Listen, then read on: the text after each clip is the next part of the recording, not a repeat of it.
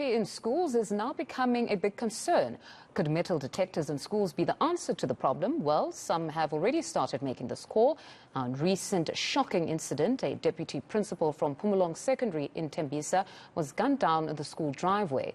Now we find out what education department officials and unions are saying about these security issues. Let's bring in our reporter Heidi Giokos. Afternoon, Heidi. You know, the issue of security and safety has become an even greater area of concern for the department following particularly the recent murder of that deputy principal. What are some of the challenges in getting more security at schools? So the big challenge here, Mfundo, is budgets, especially here in the province of Gauteng.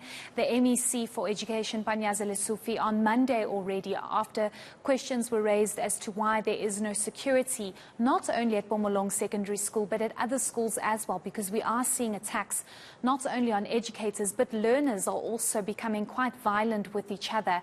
And this is not a new problem, but the MEC has indicated that they only have a specific amount that's given to them in the budget for the year. Most of it goes to paying salaries. And there was also a court order that stopped the Department of Education in the province from allowing perhaps community members to act as security guards, and they would be paid a stipend, because the Security Association felt as though there need to be proper security companies employed by the Department of Education to safeguard the schools. So what you're having is an attack on educators, on learners, and also schools are being robbed, and you have very important equipment being stolen and schools being vandalized.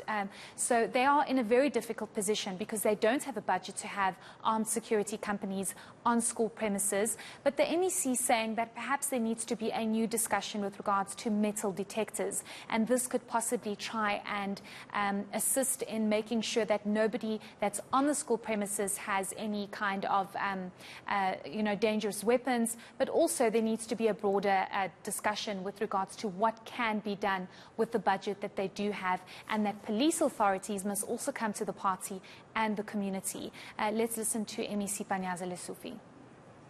The problem with education and health is because they receive the last chunk of the budget. People assume that we've got budget for everything. The largest cost of our education department, including here in Gauteng, 80% goes to salaries of teachers.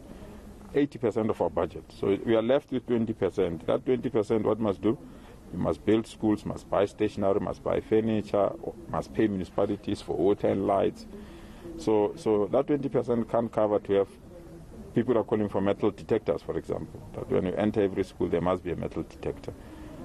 People are saying that we must have permanent security guards, armed security guards. And those that in the security industry will tell you one armed security guard how much. And if you have to deploy them in all the schools, they must work shifts. It's a huge financial burden that we don't have.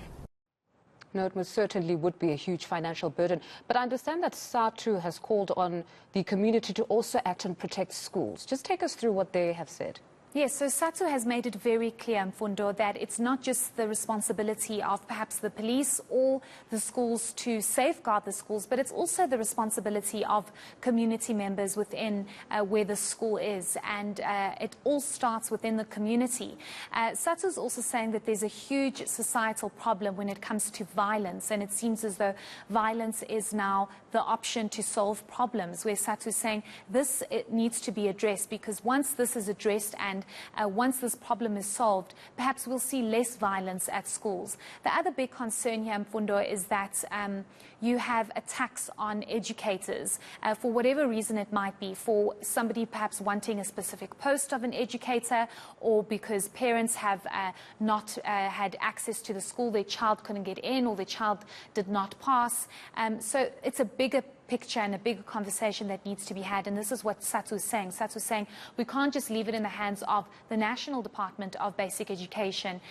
It needs to be a discussion with police and community members, which is almost what Panyaza Lesufi said in that previous soundbite, to say that it's very difficult to have security companies there. We need to have, when we did have community members coming in to act as security guards, they safeguarded the school and they created a safe environment at the school. But Satu's saying definitely more security measures need to be put in place, such as metal detectors, such as cameras, and possibly more security on the ground.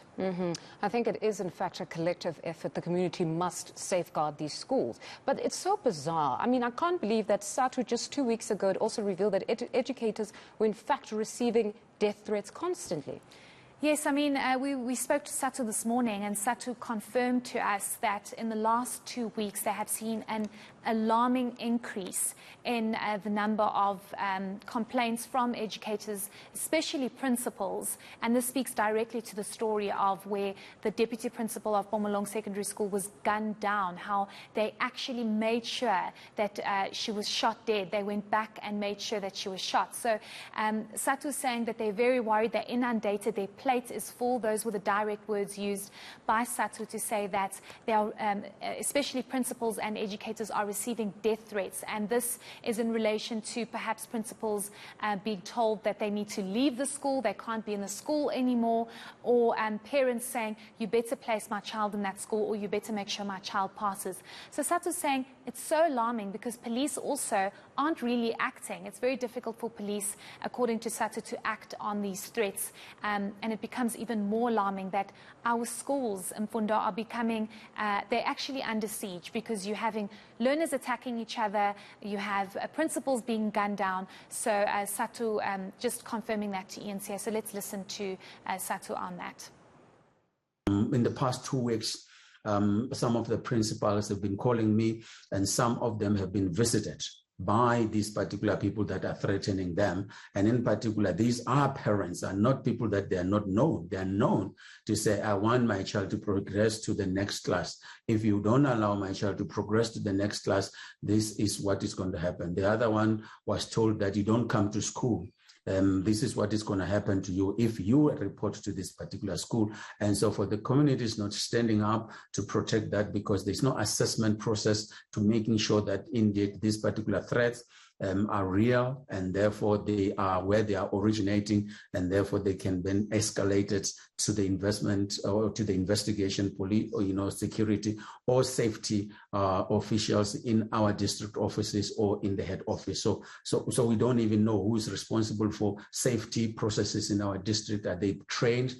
Do they have the necessary tools and resources for them to be able to respond to each and every element that the principals are doing? Some of the principals that I have caught is that they are visited by a group that says that they are standing in for the parents. You need to admit all these particular learners that have not been admitted. If you don't do so, don't come to school. So a number of schools are closing down as a result of that. So all these particular threats are there, but every time they are reported to the police say nothing has happened.